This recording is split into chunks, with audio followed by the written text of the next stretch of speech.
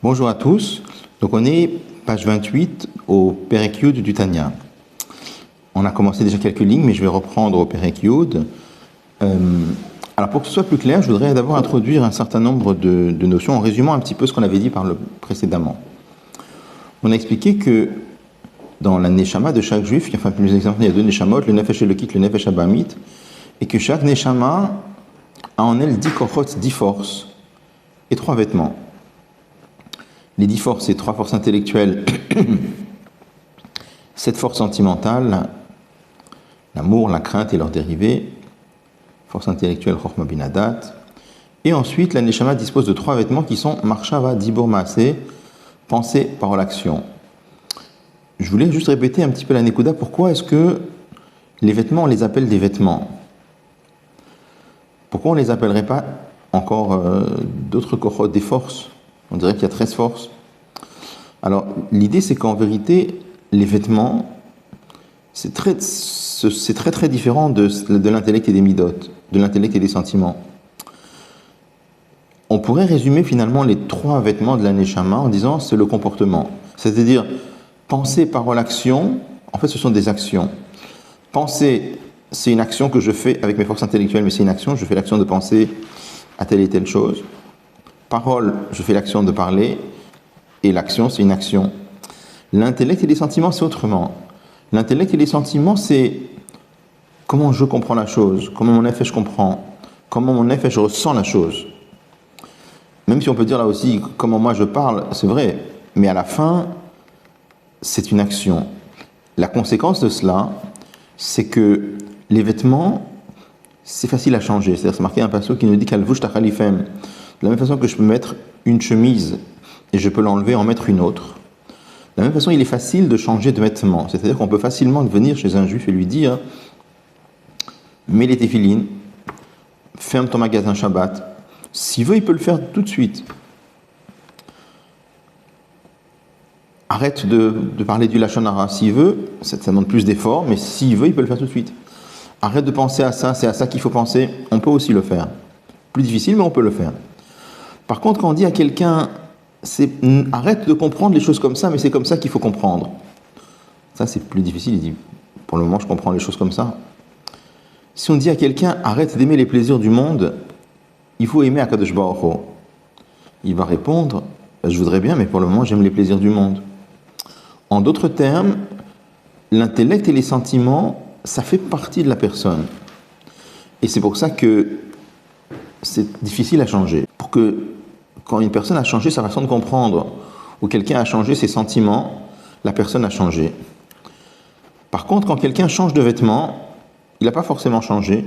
Ça peut être une expression d'un changement, mais ça peut aussi ne pas l'être. Je peux même, par exemple, dire des choses auxquelles je n'adhère pas du tout. Je peux dire 2 et 2 égale 5.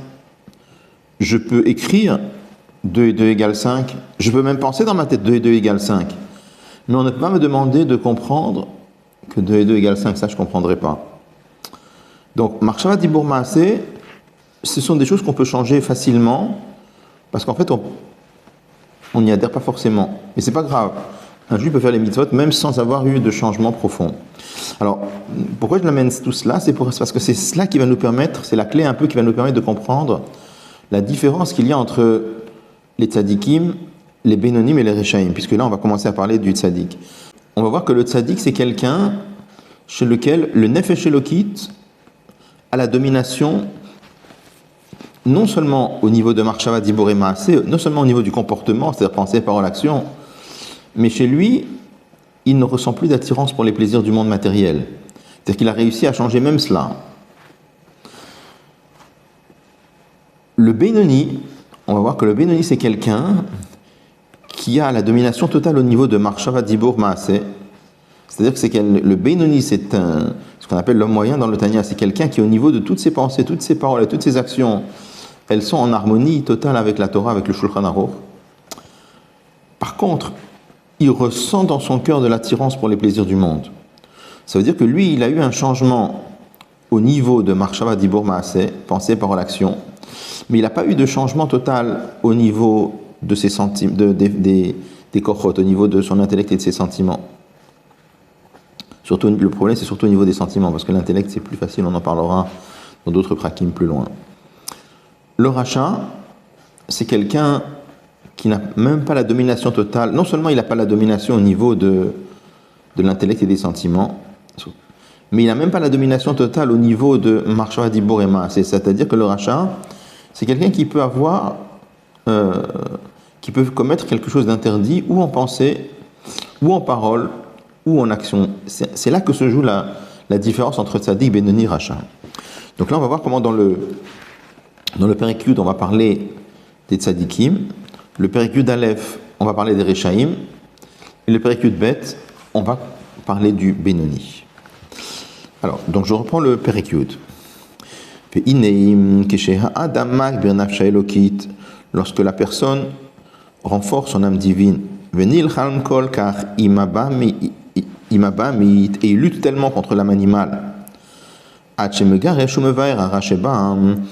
tel point qu'il renvoie et qu'il détruit le mal, qu'il extirpe le mal qu'il y a en lui, mais du côté gauche. Côté gauche, donc, c'est l'endroit où résident les sentiments.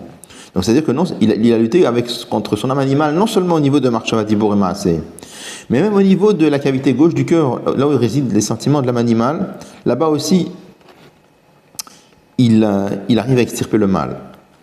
Comme c'est écrit dans la Torah, tu extirperas le mal de toi. Hein. C'est un passouk en vérité qui parle là-bas de quelqu'un qui mérite la peine capitale. On dit dans la Torah qu'il faut l'exécuter, même si les conditions sont très difficiles pour arriver à réunir toutes les conditions pour exercer une peine capitale, c'est presque impossible. Mais en tout cas, la Torah nous dit il faut le faire parce que tu extirperas le mal de toi. Donc là, l'Admor Zaken utilise ce verset pour nous parler du mal qu'il y a, non pas au niveau de tout le peuple, mais au niveau de nous-mêmes. Donc il a retiré le mal qui est en lui. Mais par contre, le mal n'a pas été transformé en bien, c'est-à-dire que l'âme animale n'a pas été transformée en bien, on expliquera un peu plus tard ce que ça veut dire. Nikra, il s'appelle Tzadik Sheino Gamur, le Tzadik qui n'est pas parfait. Il n'est pas parfait pourquoi ? Parce qu'il n'a pas encore réussi à transformer le mal en bien, il n'a pas encore réussi à transformer complètement son âme animale. C'est ce qu'on va voir, c'est que au niveau de l'amour d'Akadosh Baruch Hu, il n'a pas réussi à faire à ce que son âme animale aime Akadosh Baruch Hu. On va voir qu'il ne ressent aucune attirance pour les plaisirs du monde. Mais pourquoi est-ce qu'il ne ressent aucune attirance pour les plaisirs du monde ? Parce que son amour d'Akadosh Baruch Hu est tellement fort, c'est une lumière tellement puissante, que ça l'empêche de ressentir de l'attirance pour les plaisirs du monde. Mais son Nefesh Abami tout seul, lui, il pourrait avoir l'attirance. Mais simplement, il ne la ressent pas à cause de l'intensité de son amour d'Akadosh Baruch Hu.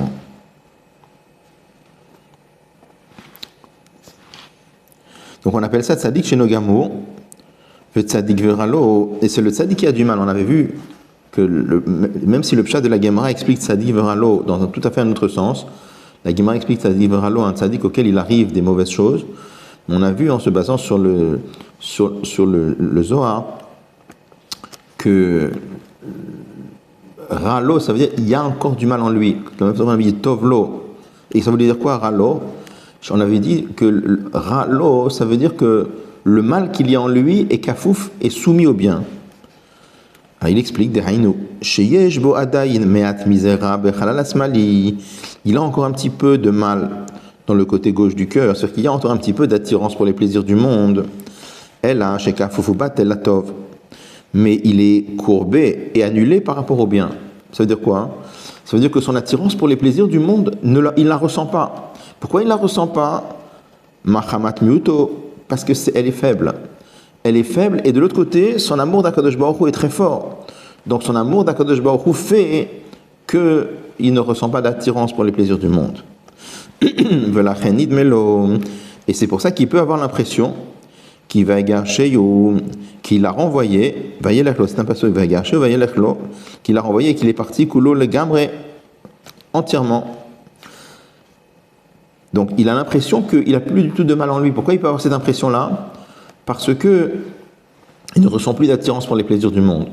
Mais la vraie raison pourquoi il ne ressent plus d'attirance pour les plaisirs du monde, Parce que le mal est batel la tov, c'est-à-dire que son amour pour Akadosh Baruch Hu est tellement fort que le mal qui est en lui est très faible, il est batel bemiuto par rapport à la lumière du Nefesh Elokit. Aval behemet, mais en vérité, s'il était parti, tout le mal qu'il y a en lui, c'est-à-dire si tout le mal qui était en lui était vraiment parti, il aurait vraiment été transformé en bien. Alors, au Biur Haïnyan, l'explication du sujet. Maintenant, il va expliquer donc cette notion-là. Alors, pour expliquer cela, il va passer d'abord par le Tzadik Gamour. Qui n'est Tzadik Gamour, le Tzadik Gamour, Shenef Achara Shelo Letov, pour lequel le mal a été transformé en bien. Shelachen Nikra Tzadik Vetovlo.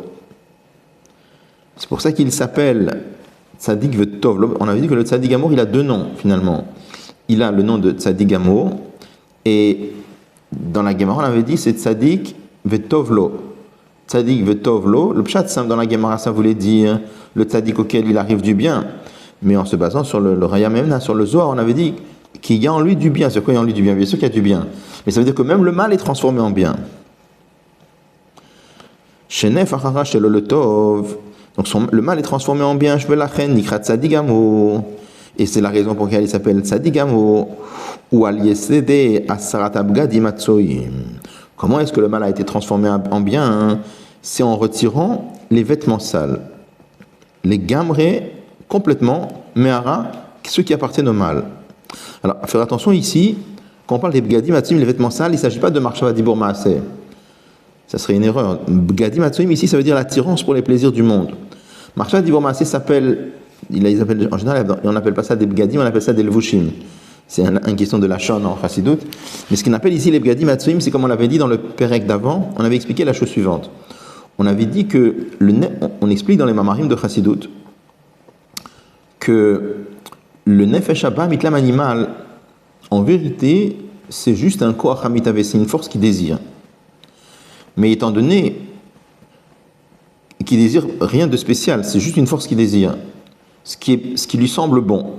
Étant donné que le Nefesh Abamit se trouve habillé dans un corps, dans un monde matériel qui est sous la domination de Klipat Noga, alors ce qu'il aime, il aime les choses qu'il comprend, les choses qu'il ressent, les choses qu'il perçoit. C'est-à-dire, il aime tous les plaisirs du monde. Mais ce n'est pas lié à son essence. Lui, en vérité, c'est un koach hamitave, c'est une force qui désire, et qui désire quoi? Ce qui lui semble bon. Mais comme sa perception, ce sont les choses du monde, donc ce qui lui semble bon, ce sont les choses du monde.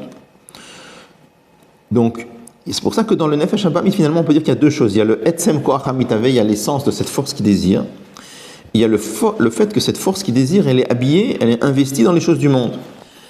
Et cet habit, il appelle ça les Bgadim Atzoim. Mais si on prend cette force qui désire, au lieu de qu'elle soit investie dans les plaisirs du monde, on la canalise envers Akadosh Baruch Hu, donc on peut arriver à ce que même le Nefesh Abamit se met à aimer Akadosh Baruch Hu. Alors il explique, qu'est-ce que ça veut dire enlever les vêtements sales. L'expression Begadim Atzoim, c'est aussi un passouk dans les Nevim. Dehainu, c'est-à-dire Limos me'od betanug geolamazeh leitanekbam betanug od bene adam, d'avoir en dégoût les plaisirs de ce monde-là et d'avoir plaisir dans les plaisirs des êtres humains en général. Les malota la gouf bilvad, pour remplir l'envie du corps. Velo lavodat Hashem, et pas pour le service de Dieu. Donc en vérité, il a un dégoût profond pour les plaisirs du monde. Ça veut dire quoi pour un dégoût profond? À condition qu'ils soient utilisés uniquement pour assouvir l'envie du corps. Si c'est pour Avodat Hashem, si c'est pour le service de Dieu, alors il n'y a aucun problème à utiliser les choses du monde. Et pourquoi il les déteste? Parce qu'ils tirent leur vitalité, ils tirent leur influence de la klipa des forces négatives et sitra achara et l'autre côté. On avait déjà dit que sitra achara c'est la même chose que les klipotes, la klipa, mais simplement sitra achara c'est le langage du Zohar et klipa c'est le lachon plutôt du Harizal. Et tout ce qui provient de l'autre côté, le tzaddik gamor, il le déteste au summum de la haine. C'est-à-dire que tout ce qui est contre Akadosh Baruch Hu, et la klipa, c'est quelque chose c'est l'autre côté, c'est quelque chose qui est opposé à Akadosh Baruch Hu. Donc tout ce qui est opposé à Akadosh Baruch Hu, le tzaddik gamor, il le déteste au summum de la haine. Pourquoi? Mahmat godel avatol Hashem, à cause de son grand amour pour Akadosh Baruch Hu, Gudushato et la sainteté d'Akadosh Baruch Hu. Be'avara babetanugim, avec un grand amour et avec un amour avec plaisir, c'est-à-dire que lui, il jouit d'Akadosh Baruch Hu.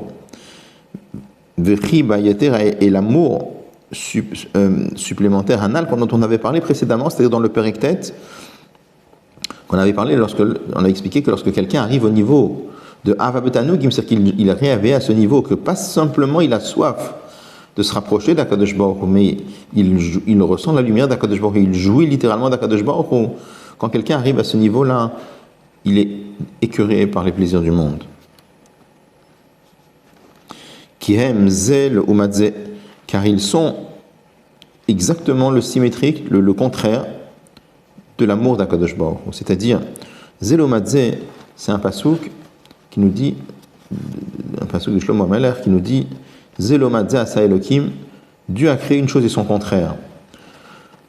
Le contraire de l'amour d'Akadosh Baruch Hu, c'est, étant donné que si quelqu'un ressent Akadosh Baruch Hu, la première chose qu'il ressent, c'est Einod Milvado, il n'y a rien en dehors de Dieu. S'il ressent de l'amour pour autre chose, ça veut dire que c'est pas Einod Milvado. C'est-à-dire qu'il y a d'autres centres d'intérêt qu'Akadosh Baruch Hu. Donc ça c'est, dès que quelqu'un ressent de l'intérêt ou de l'amour ou de l'attirance pour les plaisirs du monde, donc finalement, il ressent un intérêt pour autre chose qu'Akadosh Baruch Hu. Et ça, le tzaddik gamor en a une haine totale.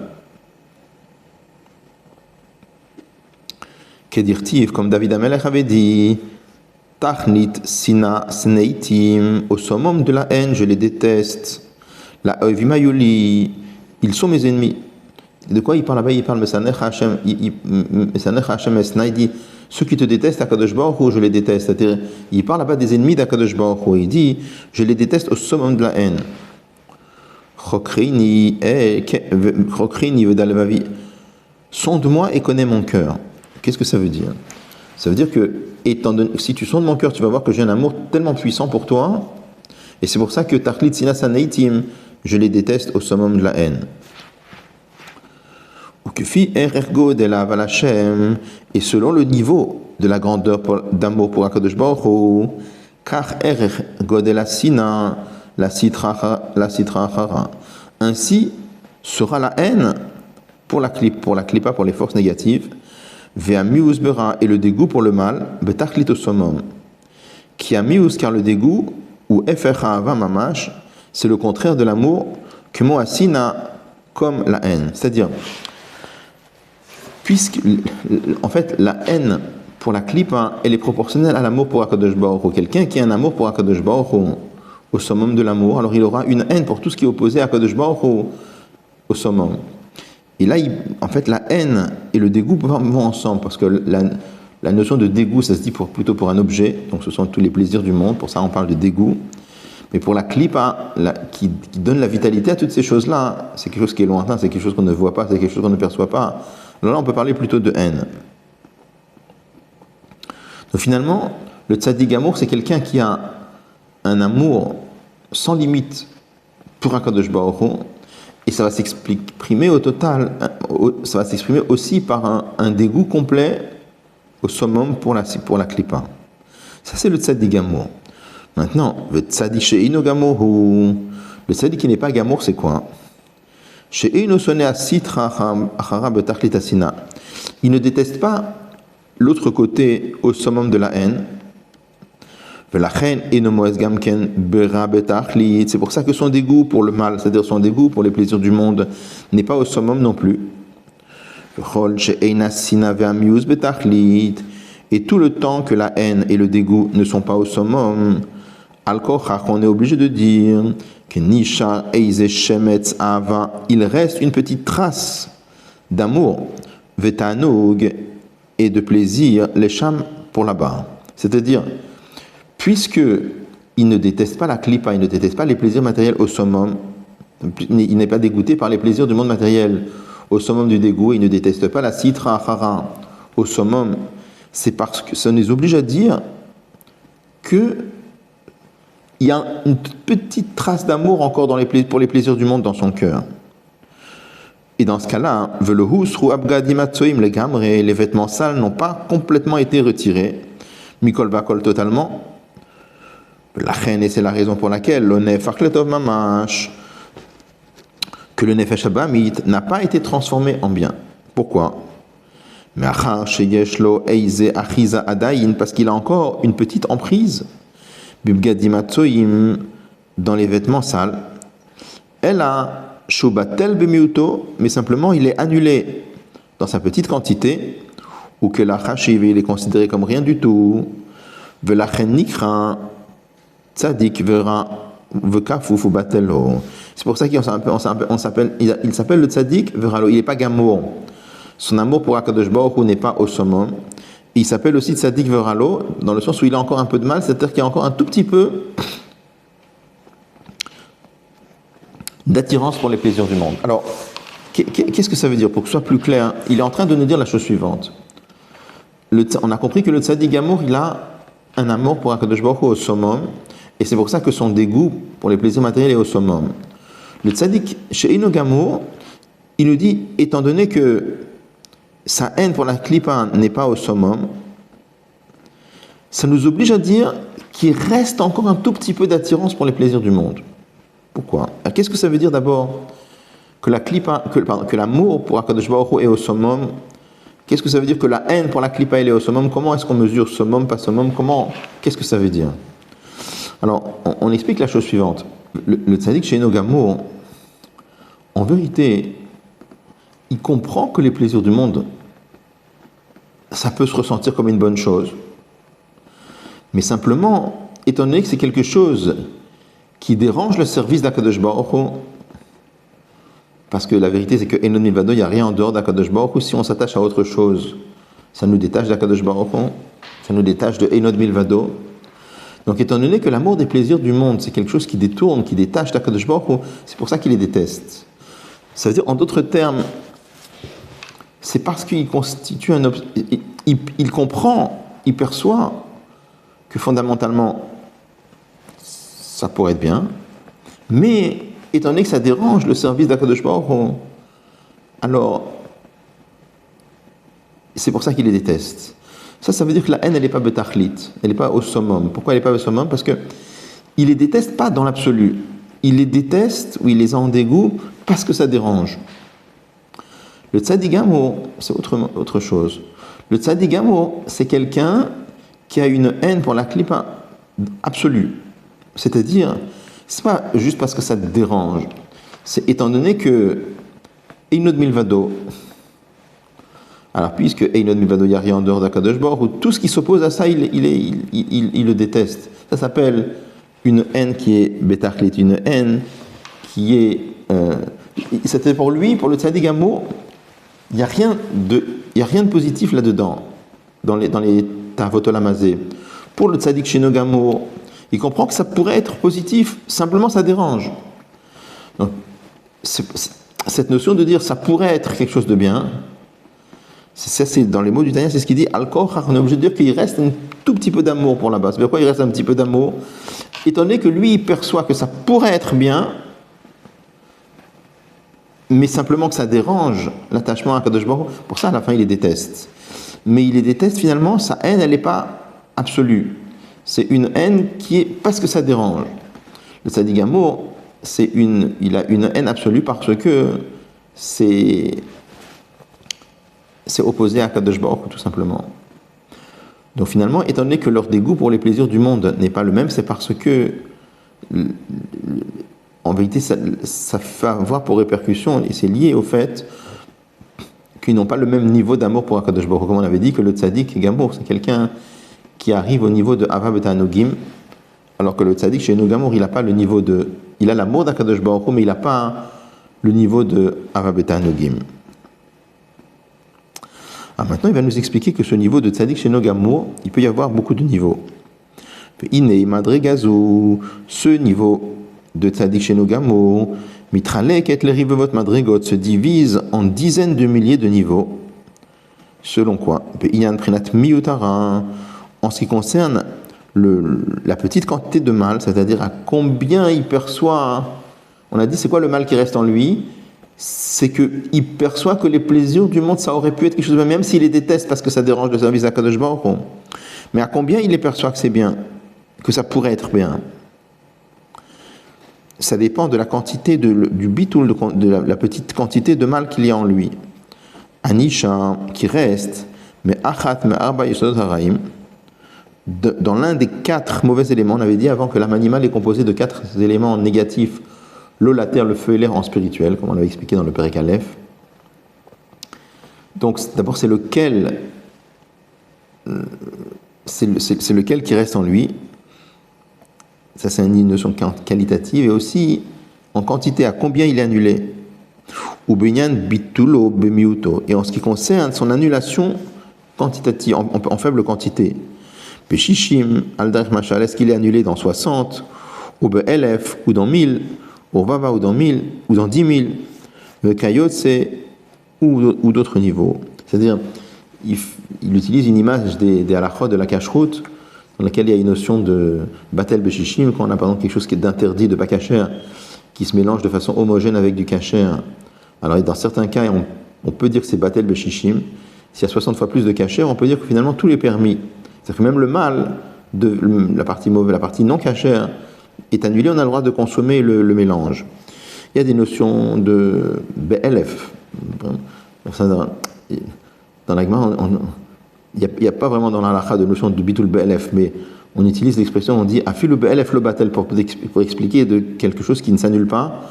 La Gemara utilise la notion de bitul BLF. Elle dit même BLF, ça n'est pas annulé. De là, on voit qu'il y a une notion théorique de bitul BLF, même si au niveau de l'halakha, il n'y a pas de bitul BLF. Et il y a aussi une autre Gemara dans laquelle on dit que même dans 10 000 aussi, ça ne s'annule pas. C'est-à-dire qu'on voit de là il pourrait théoriquement exister une notion de bitul dans 10 000. Je pense qu'on va s'arrêter ici. Bonne journée à tous et à la semaine prochaine.